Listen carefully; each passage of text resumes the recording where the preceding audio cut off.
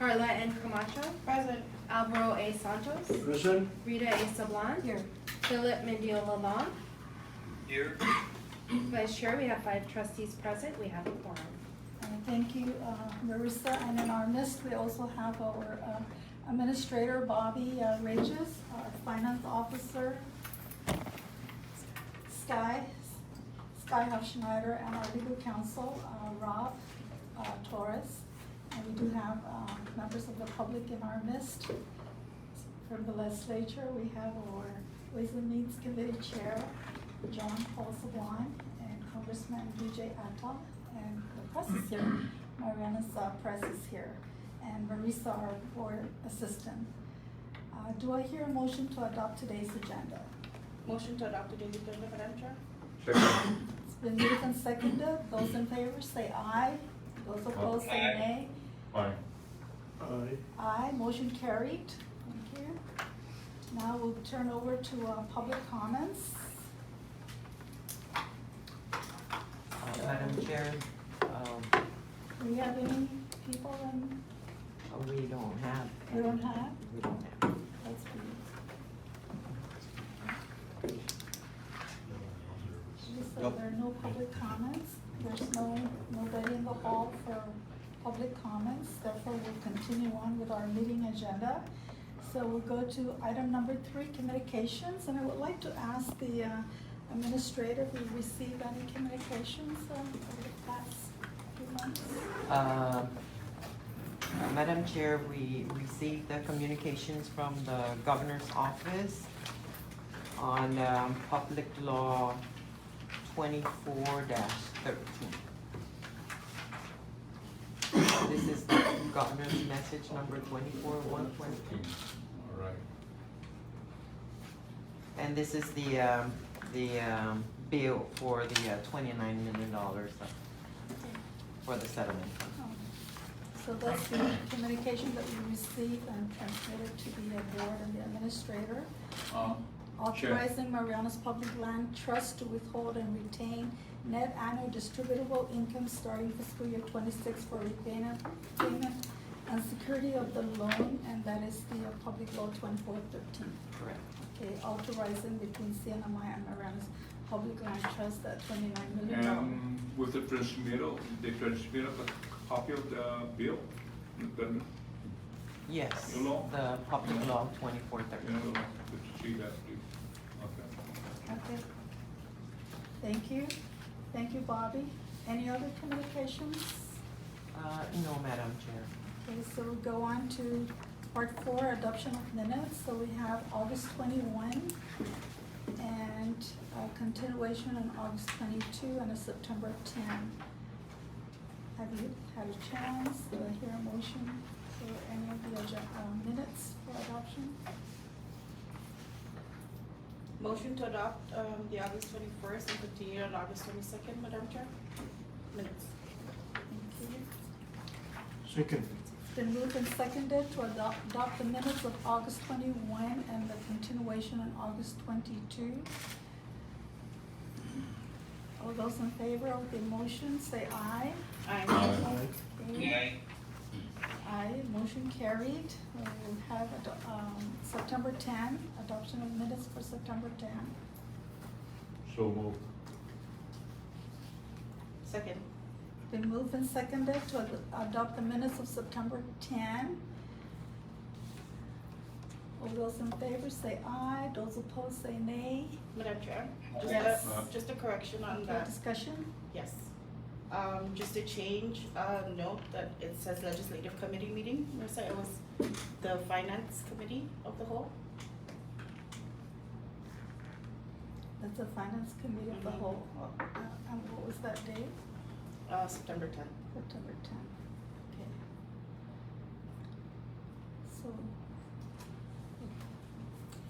So do you want to restate that? So we're adopting the minutes of September 10, which is the finance committee of the whole. Yes. Okay. So, All in favor? okay, all those in favor say aye. Aye. Aye. Okay, it's been moved and seconded, and September 10 minutes has been approved with a minor amendment to ensure that it is identified as the Finance Committee of the whole. Okay, we're down to part 5, 6, and I would like to defer part 5, 6, 7, and 8 of the Public Land Trust agenda for today due to important matters that we need to discuss under section 9 of old business, and that is specifically the governor's proposed 29 million investment proposal. And we would like to ask our legal counsel can give us some perspective on this. Okay. Well, trustees, today, on September 29th, you have the trust considering the governor's proposal from April regarding the $29 million investment to service the settlement fund obligation for fiscal year 2026. And as reported, Public Law 24-13 was passed regarding authorizing the withholding of the interest income distribution. And so that legislation having become law, now it goes to the trust whether today you're ready to act on or not on this proposal. So it's for action today if you wish. Okay. And of course, I think we're ready to proceed with a contemplated resolution on that matter. Okay, and so before we proceed with the resolution, perhaps we can hear from our finance officer and administrator. They can give us an overview of the analysis that they have put together for the purpose of this conversation. So we do have a presentation set up. Where's that? Can you pull up the? Shall we move to?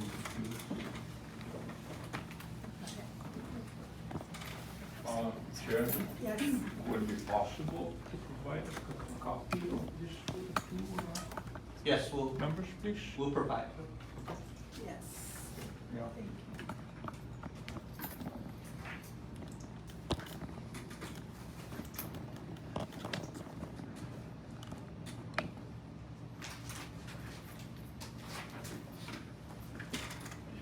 Okay, so we did look at two different scenarios with the $29 million investment at the governor's request. So we looked at the income from the portfolio for the general fund. The current income today is projected at 5.14% or $6.2 million a year. If the fund is liquidated by $29 million from fixed income, that will result in a reduction in revenue to $4.6 million.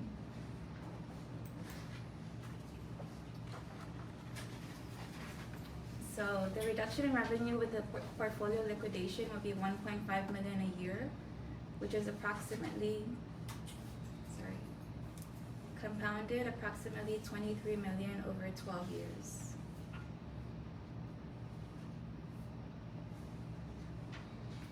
So with the portfolio liquidation, there will be effects to the investment portfolio. As we discussed earlier, there's $1.5 million in revenue reduction every year. With the feds continuing to cut interest rates, selling the high yield bonds in the current environment results in realized losses to the portfolio. And then if MPLT goes back to buy bonds later on, we won't be able to get the same coupon rates as we do have today. It will be closer to 3%. And then building back the portfolio to its current level could take an estimated 15 years.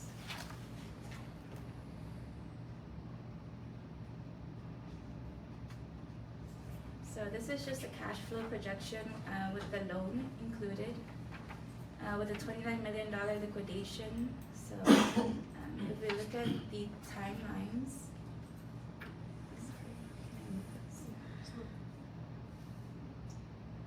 so we did a 7-year, 10-year, and 12-year term for the proposed loan. If you go down to the bottom, the annual distributable income for a 7-year term will be negative, meaning that it's not feasible for a $29 million liquidation 7-year term. loan to the government. A 10-year term may be possible with some income at the end of the 10-year term. And then 12-year term is the same, it's possible.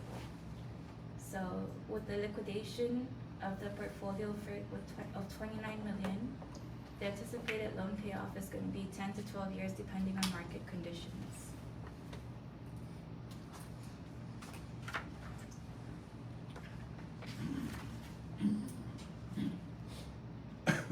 So the other option is a margin transaction. So with the margin transaction, MPLT is looking at pledging only one account, which is the held to maturity account, which is a bond portfolio. So the risk for if we pledge this account is lower than if we pledge an equity account, because this is a bond paper that's not actively traded. MPLT intends to hold these bonds till maturity. So as of August 31st, the held to maturity account is valued at 34.9 million. The account consists of corporate bonds, agency bonds, and government bonds that MPLT is holding until maturity. And the coupon rates range from 3% to 6.5%, with an average of 4.8%.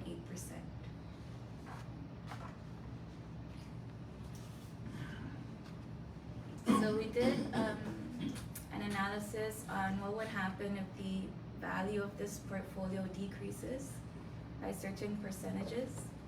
So as of August 31st, we're at 34.9 million.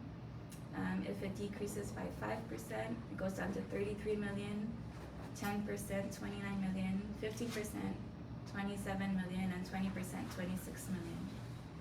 And then we also asked the investment consultant, what's the largest decrease in this kind of portfolio in the last 10 years?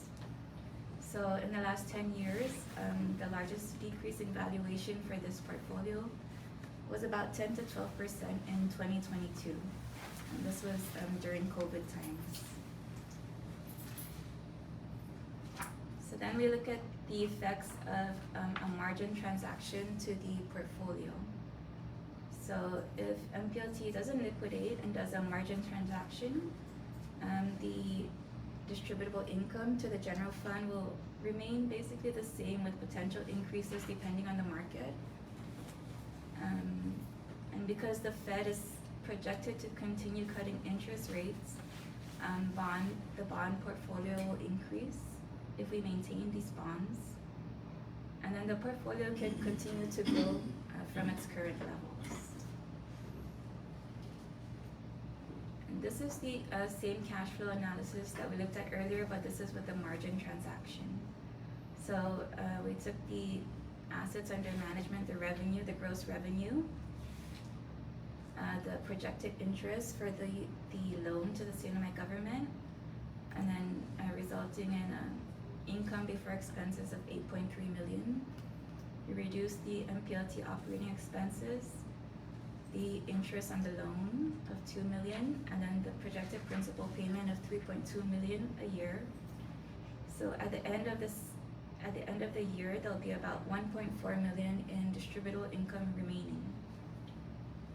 So this 1.4 million can be used to pay a portion of the principal and accelerate the loan payoff. So with the margin transaction, we're looking at a timeline for the loan of 7 to 8 years, depending on the market conditions. So this is just a summary. With the portfolio liquidation, the revenue is reduced by 1.5 million a year, compounded over 12 years, which is the potential term, so resulting in approximate losses of 23 million. With the liquidation, the term will be 10 to 12 years, and then we will realize some losses from selling bonds at this time, and then it'll take about 15 years to get the portfolio back to where it is. With the margin, we're looking at same type of revenue, 6.2 million a year, a loan term of 7 to 8 years, and then the bond valuation continues to increase as interest rates decrease, and the portfolio can continue to grow. That's all we have.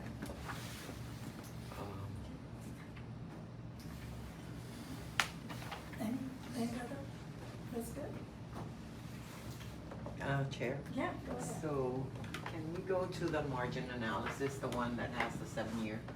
So this one, as you can see, the CNMI 29 million loan, the interest is 2,063,000.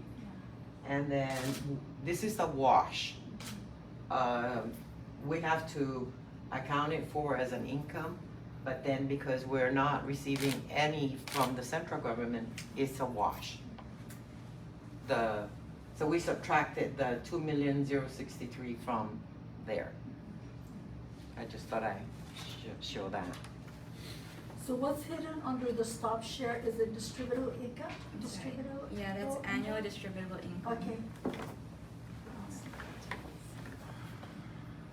And then, Just wanted to clarify that. so Madam Chair, and then that $1.4 million that is available after the loan is paid, I mean, after the annual payment of the loan, there's 1.4.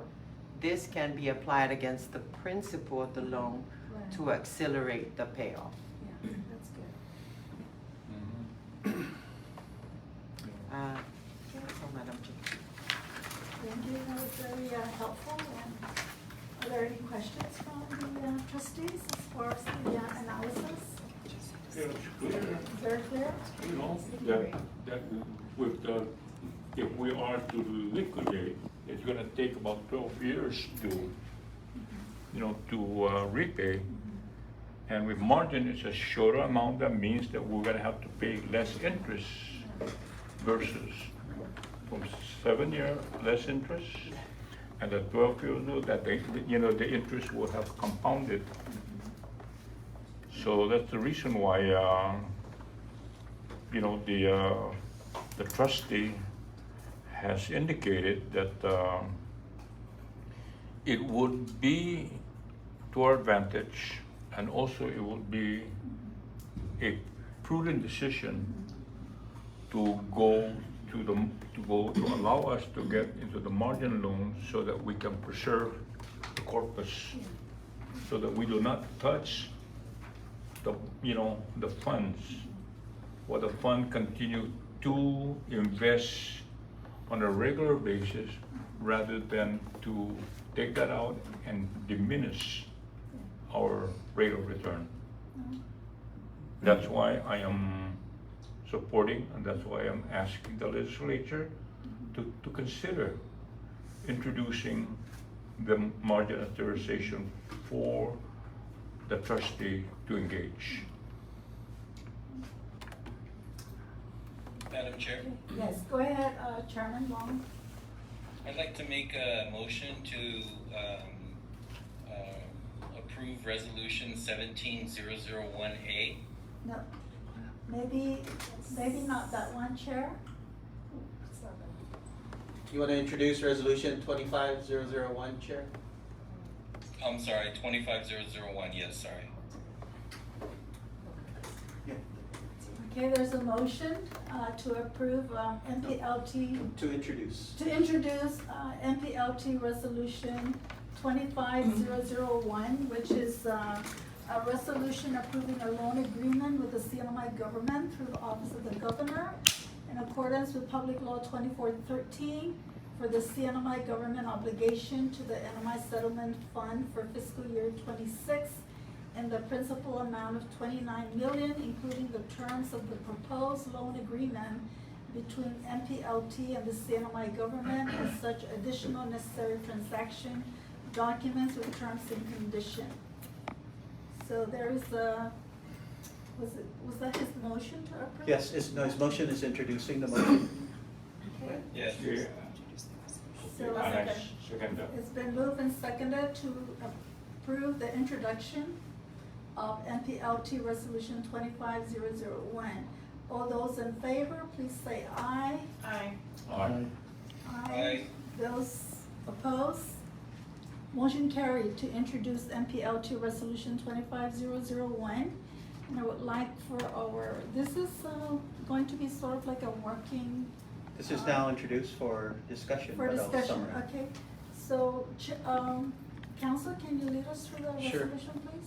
So trustees, this is the resolution now that that comes from MPLT, and just attached to this resolution, if it passes, would be Public Law 24-13, the trustees' communication with the governor of September 15th that discussed the margin account provision. So what is the resolution? I'll summarize and then the recitals.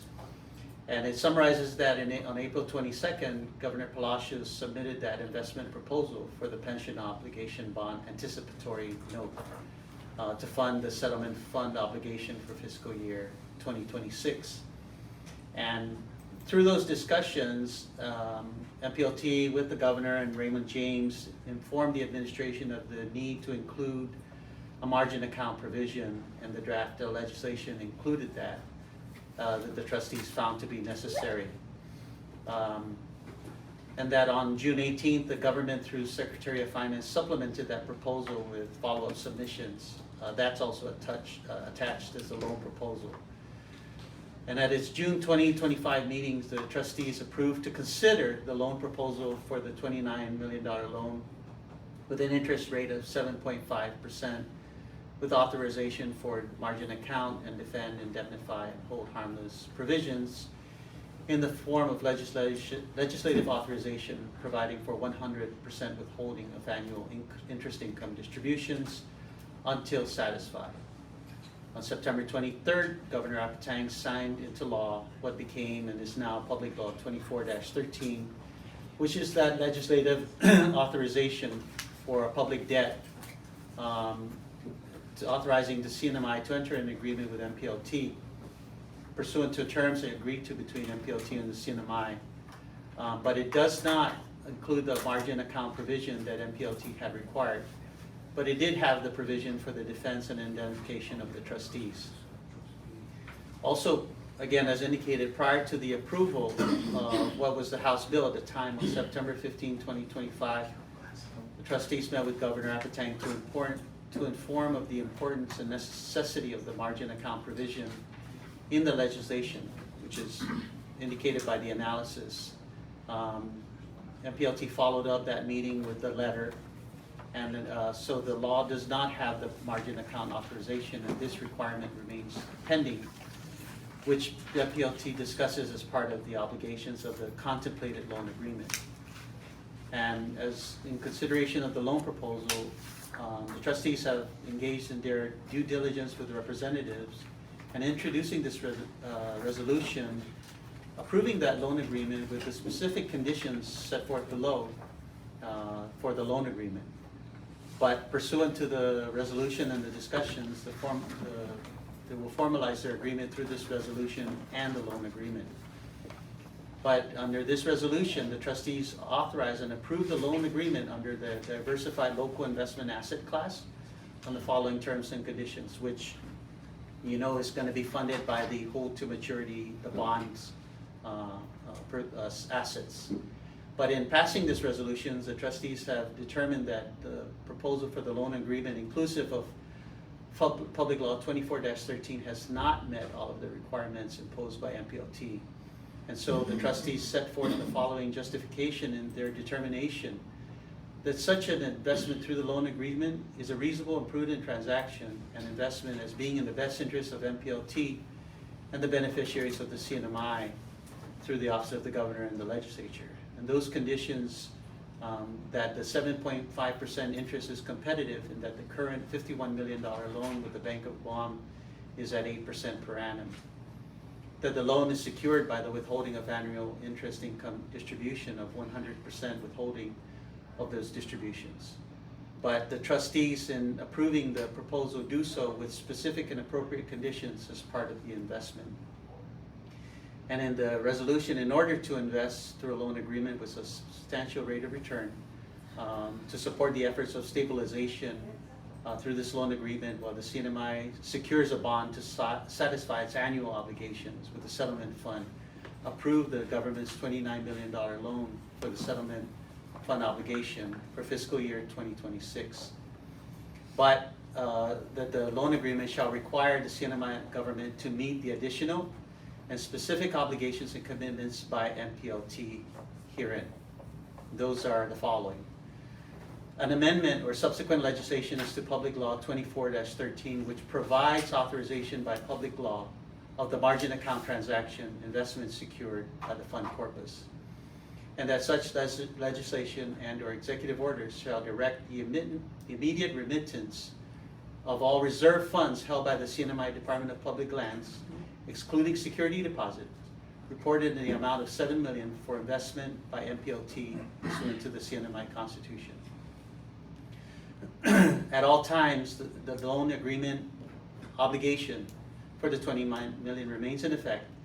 The Department of Public Lands shall be prohibited as a matter of law and pursuant to the CNMI Planning and Budgeting Act from withholding any funds for reserves at any time, so that all net income due for remittance shall be remitted within 60 calendar days at the end of each fiscal year.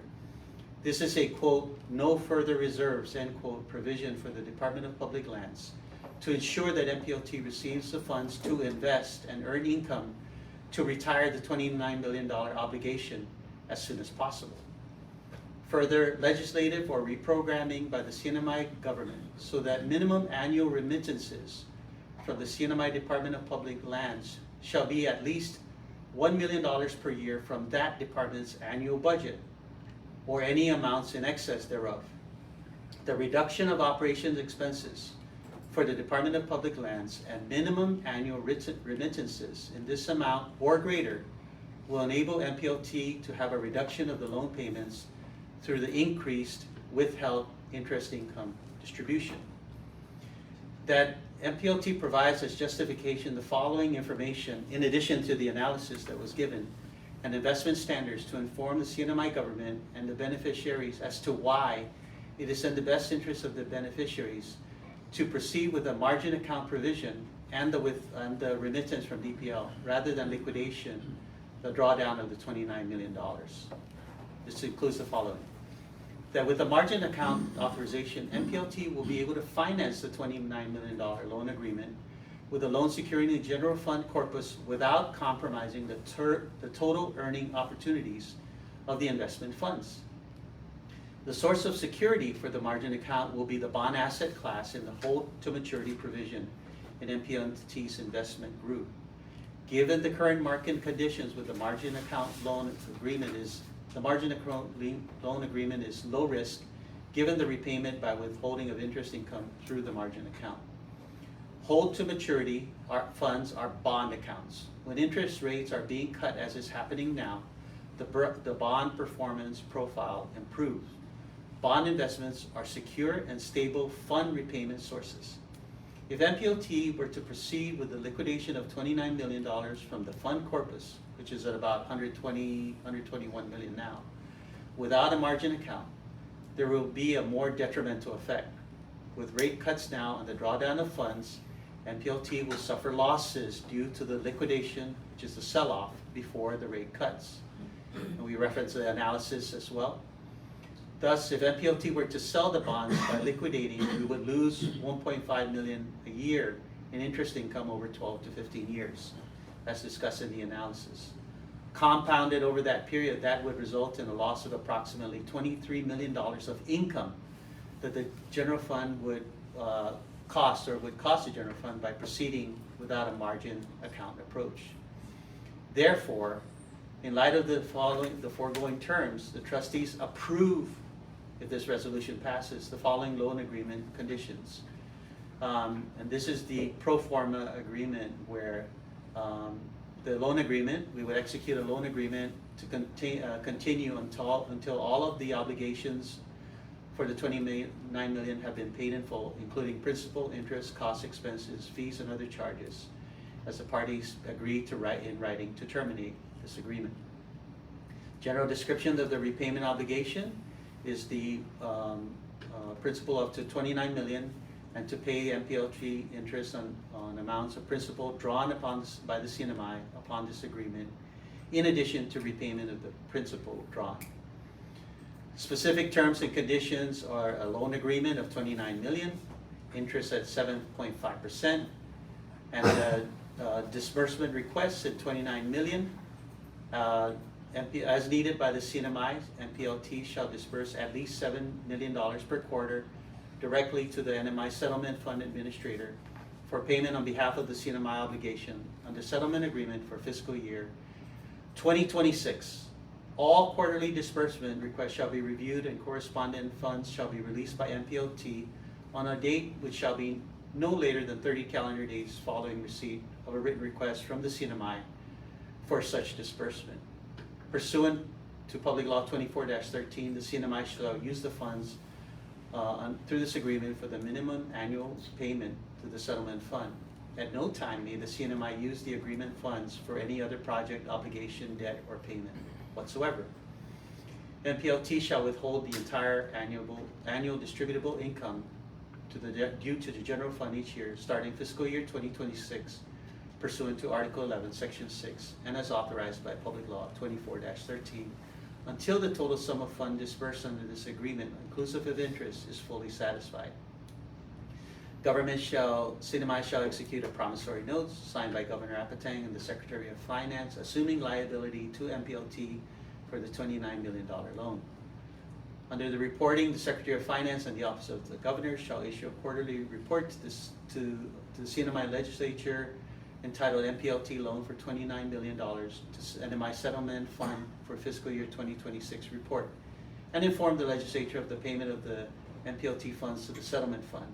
And each report shall be provided to the Legislature, members, Public Auditor, and the Attorney General and MPLT. As indicated in Public Law 24-13 and authorized, the CNMI shall hold the trustees hold harmless and indemnify. And that's all stated in the public law.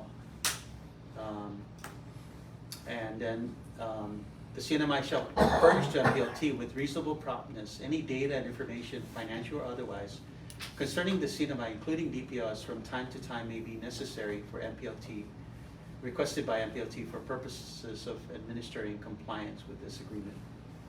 Discusses the promissory note, and the event of default and failure to cure, then the entire amount will become due.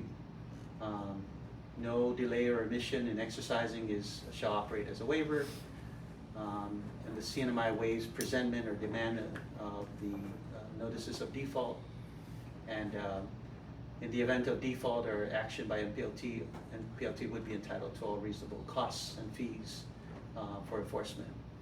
And this note shall be construed under CNMI law, and the provisions of the loan agreement are part of the note, and all the information provided by the CNMI to MPLT is part of, shall be certified as true, accurate, and complete, and no submissions will contain any untrue or statements. No bond is required, and then is subject. The authorization is the execution of the loan agreement signed by the representative of CNMI government, signing the promissory note, and any other documents that CNMI may need. The trustees authorize the following investment to make available the loan agreement for the purpose of the NMI Settlement Fund.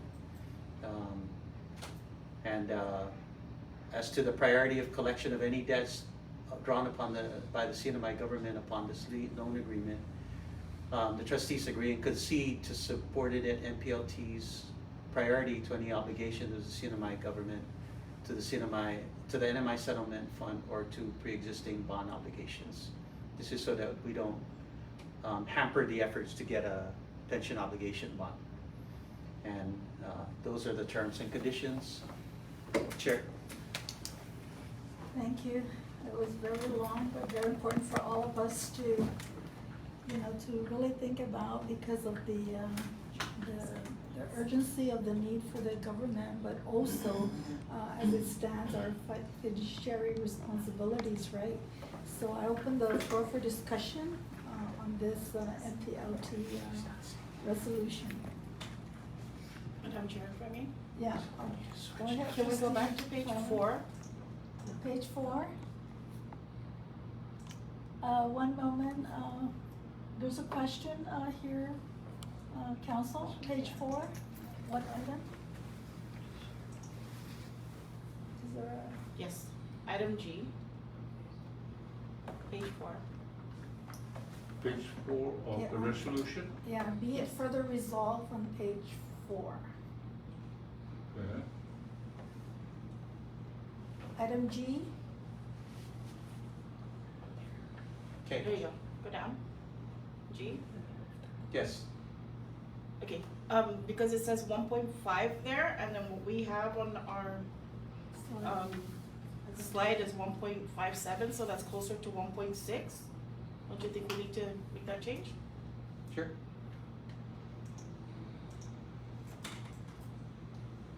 Or 1.575? so, Only because it's closer to 1.6 than it is to 1.5. so will it change the compounded then? I don't think so. 12.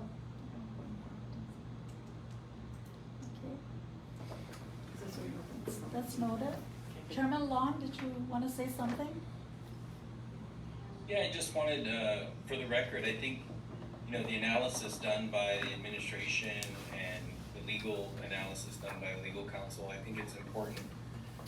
It's a pretty easy decision for the trustees. I don't mean to speak on behalf of the rest of the trustees before we Oh, yeah, vote, of course.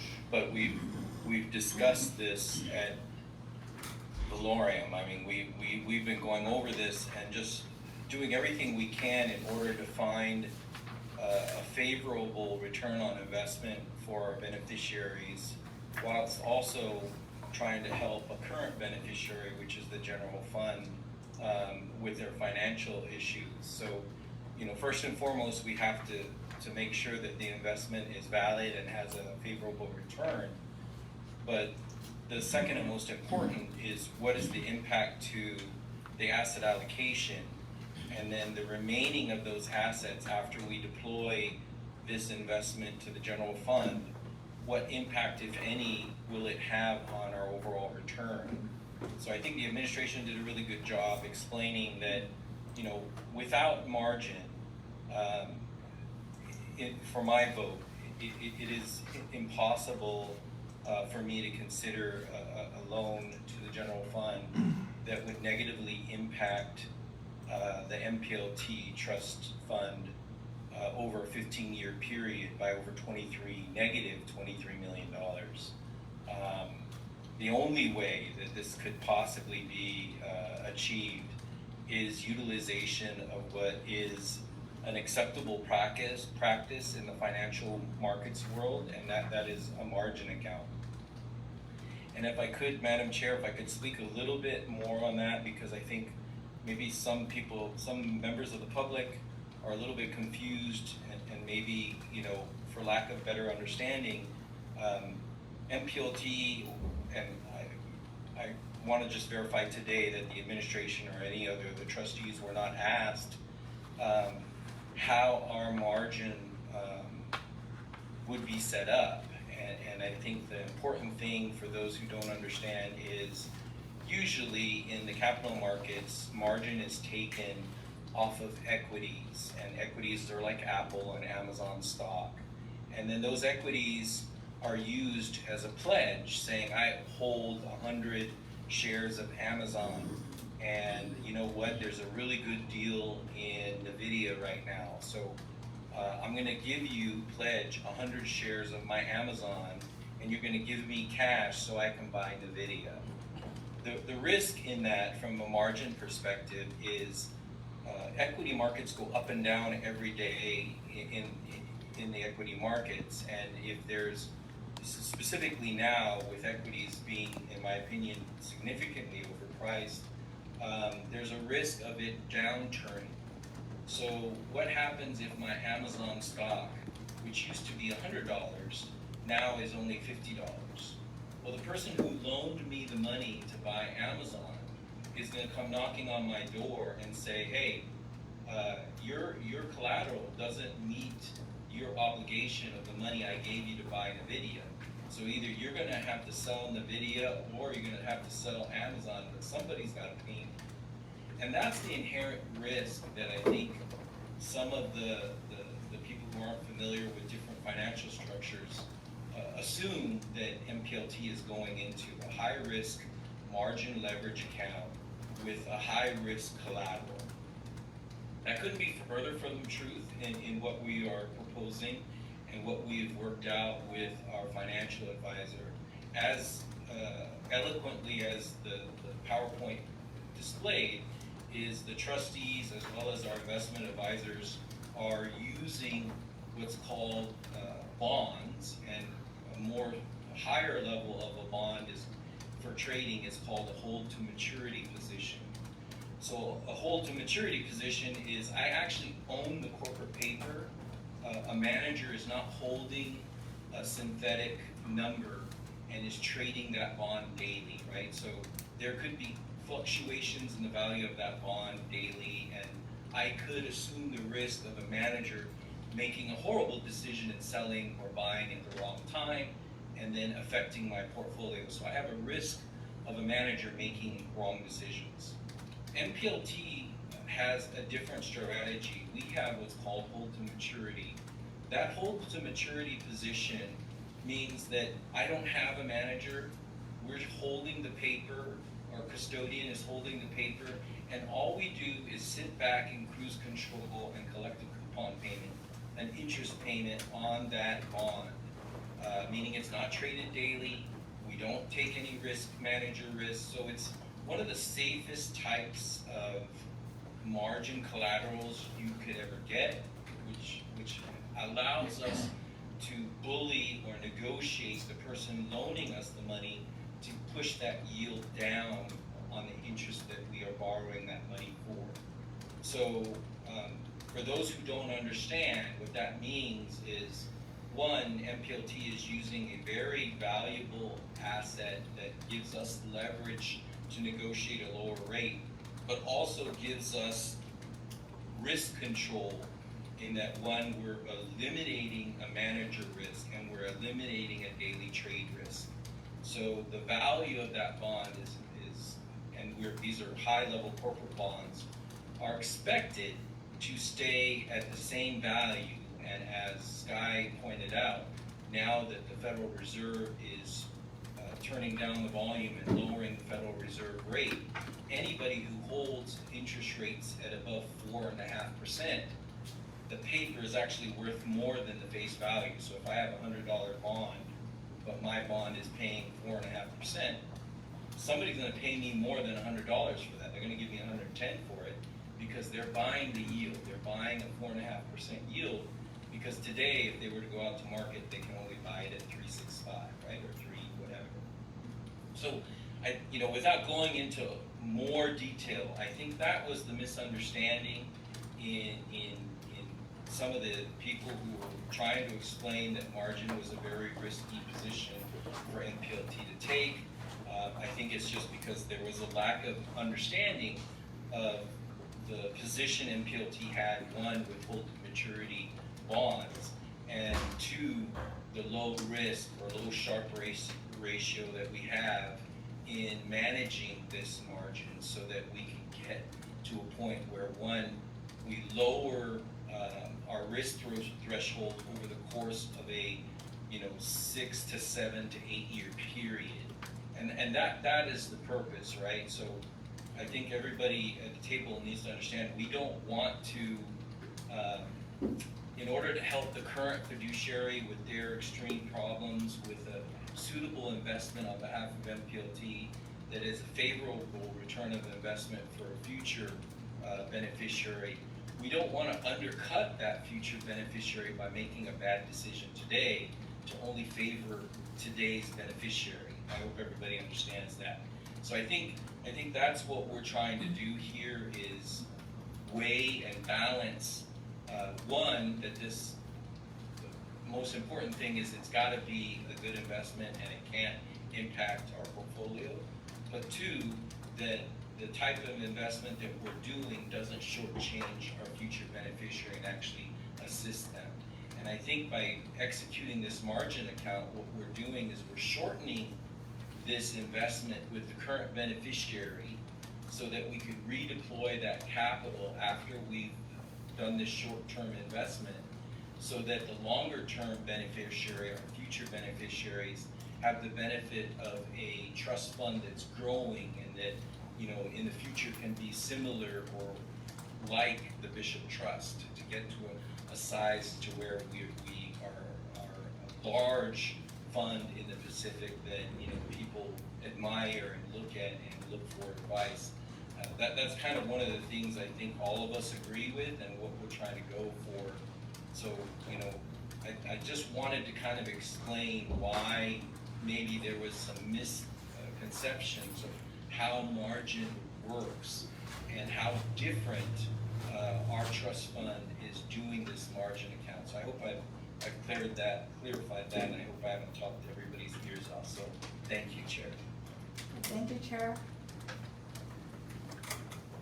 Any other thoughts, questions? Yes, I'd like to add, Chair, that Trustee Sanchez?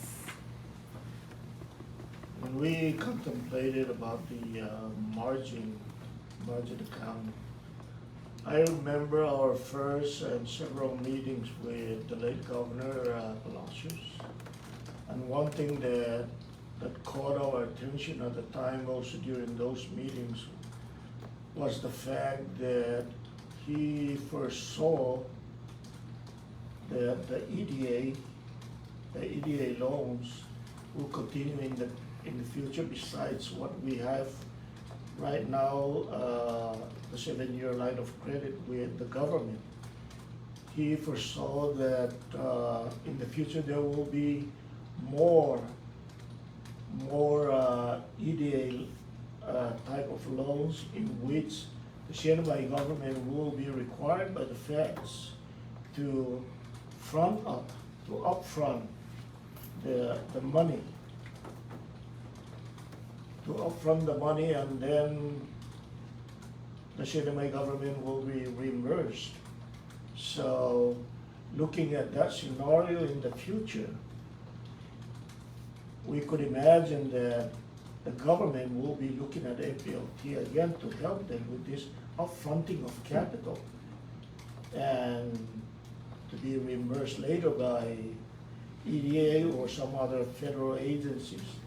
So I think we made the prudent decision of choosing the margin loan in addition to what has already been explained, that it will not disrupt, it will not diminish the corpus, and will not diminish also the capacity of MPLT generating rate of return on its investment. And therefore, it can have that capital available to help the Shanghai government again in the future for EDA type of arrangement in the future, as the late governor kept emphasizing in the past to us, that there will be more EDA types and that the Shanghai government will be required to front up the money. So that's another way of us looking at not only now present EDA, which we have to sustain the present EDA line of credit. Now we have the $29 million. And what if this 7-year EDA line of credit is retired? There will be other EDA types. So we want to maintain the capacity and the ability of the corpus to keep helping the government in the future. So I would say that our decision to choose the margin account was prudent. In addition to what was already said about the rates being cut, yes, that is true.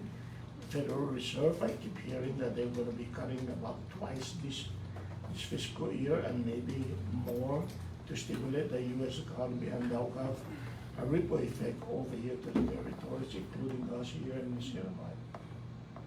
Thank you. Okay, thank you, Trustee Sanchez. Trustee Adolfo. Sure. You know, of course, just based on the introduction and the presentation of the analysis, it clearly shows the difference between reducing the corpus from 120 million minus 29 million, which is would be $90 million. That means that the opportunity to invest and have a higher return, that means that it will be diminished. And clearly, that I would like to say this, that, you know, during our first meeting with the late governor, the late Governor Palacios also endorsed the concept of margin account loan for MPLT to engage, because we know, that the opportunity for us to maintain our investment return will be maintained. And that's the reason why that I am personally, as a trustee, I'm taking this as a responsibility for us to continue to take our fiduciary responsibility seriously and make sure that the funds continues to gain positive return rather than diminish return. And by choosing to engage in a margin loan account, which is a prudent decision. And I am ready to cast my vote. Okay, Thank you. thank you, trustee Dela Cruz. Madam Chair. Yes, go ahead. Trustees, MPLT's funds are invested as they should be to generate growth and income for its beneficiaries. Article 11, Section 6B of the CNMI Constitution is very clear. The trustees shall make reasonable, careful, and prudent investments. Yeah. That is the standard that we as trustees are bound to uphold. We all recognize the government's need and its request for a loan from MPLT. I want to be clear that I want to help with this request, but after carefully evaluating the matter over the past several months, it's clear that if we provide this loan by liquidating our current investments, we would be forced to sell assets that are performing, potentially at an inopportune time. Doing so could result in realizing losses or missing out on future gains, ultimately weakening the long-term performance of the trust. Such an approach would not be careful or prudent. It would undermine the trust's long-term success and reduce the returns we owe to its beneficiaries. The only viable way for MPLT to meet the government's $29 million request without violating our fiduciary duty is by being authorized to use the margin account. A margin loan allows us to borrow against the value of our existing investments rather than selling them. In other words, it creates liquidity while preserving the portfolio that the trustees, past and present, have carefully built over the years. This is not a matter of preference, but of responsibility. Without the authority to transact in margin, MPLT cannot extend this loan without putting the trust's financial stability and our fiduciary duty at risk. With margin, however, we can responsibly provide the government with the funding it is requesting while fulfilling our obligations to act prudently and ensuring the trust continues to safeguard and grow the people's assets. With that, Madam Chair, I am confident that this is the prudent path forward, and I'm ready to take action on the resolution. Okay, well, thank you, trustee Carla.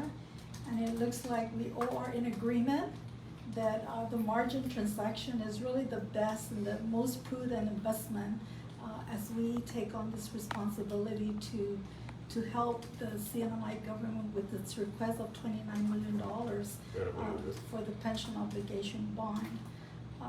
And I know that it is very, very critical for us to help, but at the same time, I am very concerned that, those that are required to be part of this loan agreement, such as the legislature and the governor, will really come to understanding why it is that we have chosen margin loan, because it's a prudent investment. And so I hope that we can continue to have this conversation and work with them, even so as we pass the MPLT 25001 resolution because of the high need and the request. So I'll just stop there and I guess we will come to, did we secure the You're still in the discussion? conditions? Yeah, those are there. So we're okay with the conditions, you guys? I mean, all So- trustees? So so are we clear, ready to crystal vote? clear? It's not gonna, that's just the introduction, so now we're going to have to go into the next conversation of moving for, Yep, so if you're ready to end your discussion and you're ready for the question, you can proceed, Chair. okay, so we'll go ahead and proceed with do I hear a motion for this,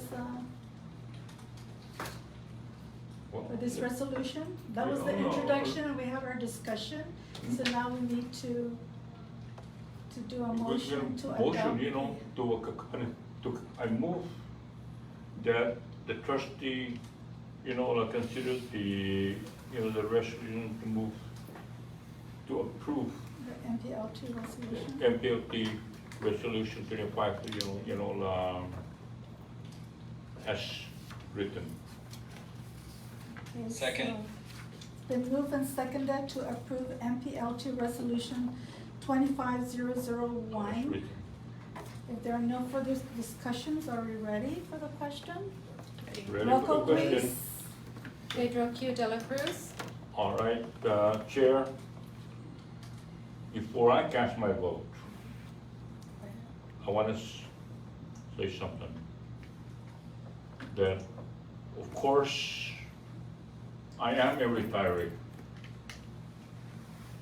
And people will say that I have a conflict of interest with this because of my continuing pension return. But my conflict of interest is very little because of the fact that approving this resolution to approve the government loan of 29 million would not be not only for myself, but this will benefit the thousands of other retirees. And particularly those retirees that were making just very little, like $300 to $400 a month. And, you know, and to make sure that the pension continues. And some people will say that the benefit of MPLT must be only for the Northern Miranda descent. But look at it also, the members of the people that are retired are members, and they are considered Northern Miranda descent, okay? So I feel that my vote would not just solve the retirees' problem, but also will solve the Commonwealth-wide financial problem.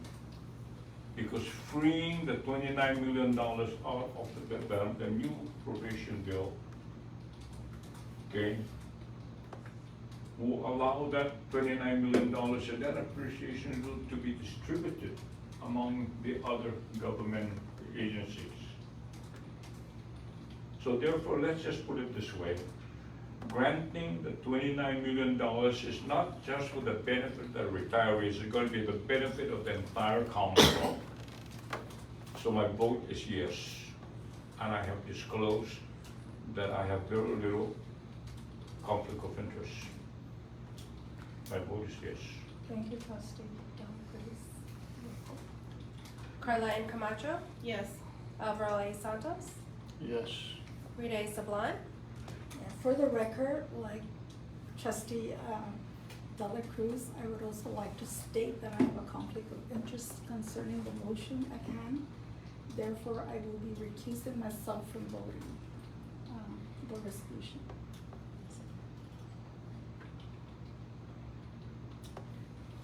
Chair, Chair, well, Chair, oh. Philip Mendiola Long, Yes. so that's 4 yeses and 1 recusal. Chair, I would like to make a short comment also. Since I'm also a retiree, obviously, it will be interpreted as I'm having a conflict of interest. In our discussions in the past, I emphasized the fact that my support for the $29 million loan to the government and for the benefit of the Shinamite people has far, far outweighed my interest about my pension. I am more focused on the dire economic situation of our government and the people out there. Forget my pension, it is a minuscule. And therefore, I believe that my conflict of interest is far outweighed by my interest to help our people. Thank you.